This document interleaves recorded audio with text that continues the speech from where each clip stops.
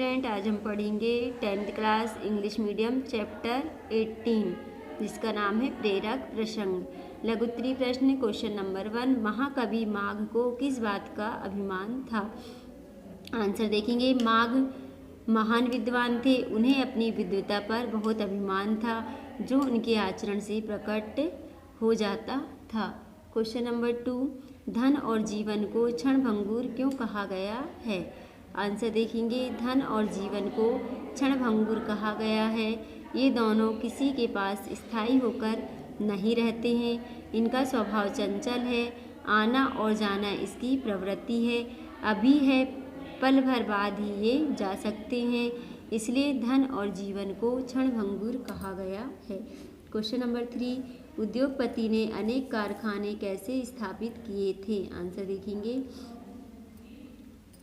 उद्योगपति प्रगतिशील विचारधारा के थे, वे किसी भी नए काम को प्रारंभ करने में संकोच नहीं करते थे, इसी कारण से उन्होंने अनेक कारखाने स्थापित किए थे। क्वेश्चन नंबर 4, कर्ज लेने वाला व्यक्ति जीवन से हार क्यों जाता है? आंसर देखेंगे। कर्ज वही व्यक्ति लेता है जिसके पास अपना कुछ नहीं होता है, उसका बल समाप्त हो जाता है, इसलिए वह दूसरों के सामने कर्ज के लिए गिड़गिड़ाता है, उसमें स्वाभिमान और जीवंतता समाप्त हो जाते हैं, वह मान चुका होता है कि जीवन में कुछ कर पाना संभव नहीं है, इसलिए वह जीवन से हार मान जाता है। क्वेश्चन नंबर 5, भूमि पूजन का आयोजन क्यों किया गया था? आंसर देखेंगे। उद्योगपति का पौत्र विदेश से प्रबंधन की उच्च शिक्षा प्राप्त करके आया था, वह अपने पारिवारिक व्यवसाय से ही जुड़ गया, इसी समय एक नए कारखाने को प्रारंभ करना था, कारखाना स्थापित करने के लिए ही भूमि पूजन का आयोजन किया गया था। क्वेश्चन नंबर 6, हम प्रकृति का मान किन किन रूपों में कर सकते हैं? आंसर देखेंगे। प्रकृति हमारा नाना प्रकार से ध्यान रखती है, वह हमें सहयोग करती ही रहती है, इसलिए हमारा दायित्व है कि हम भी उसका सम्मान करें। हम वृक्षारोपण, पर्यावरण संरक्षण, प्रदूषण नियंत्रण आदि के रूप में प्रकृति को मान दे सकते हैं।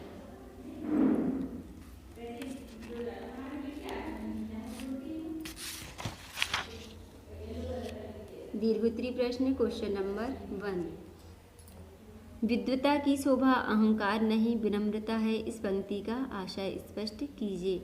आंसर देखेंगे। विद्वान को सत्य का ज्ञान हो जाता है, उसे पता लग जाता है कि अहंकार विनाश की जड़ है, अहंकारी का विवेक अहम आग से प्रभावित होता रहता है, उसे शांतिपूर्वक विचार करने का अवसर नहीं मिलता, जबकि विनम्रता शांति, प्रेम और भाईचारा स्थापित करती है, इससे विवेक को और अधिक गंभीर विचार करने में सहायता मिलती है, इसलिए विद्वता की शोभा विनम्रता मानी गई है।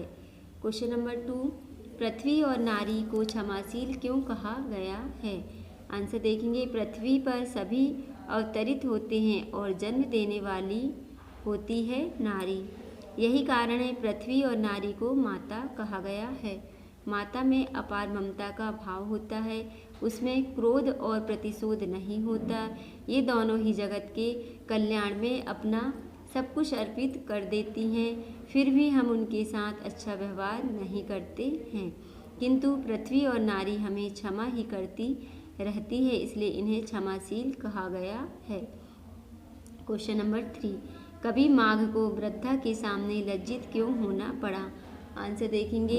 महाकवि माघ बहुत बड़े विद्वान थे, किंतु उनमें बड़ा अभिमान था, उन्होंने अभिमानपूर्वक वृद्धा से प्रश्न किया, वृद्धा ने सरल ढंग से अकाट्य उत्तर दिए, फलस्वरूप माघ पहले तो चिंतित हुए, निरुत्तर, अंत में उन्हें लज्जित होना पड़ा। लज्जित होने के मूल में उनका अहंकार था।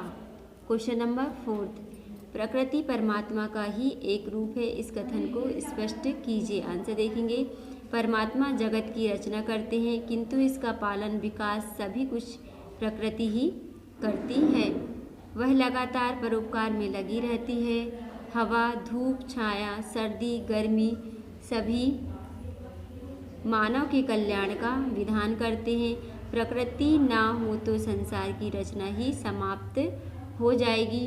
वही इसे जीवित रखे हुए है, इसलिए प्रकृति परमात्मा का ही एक रूप है।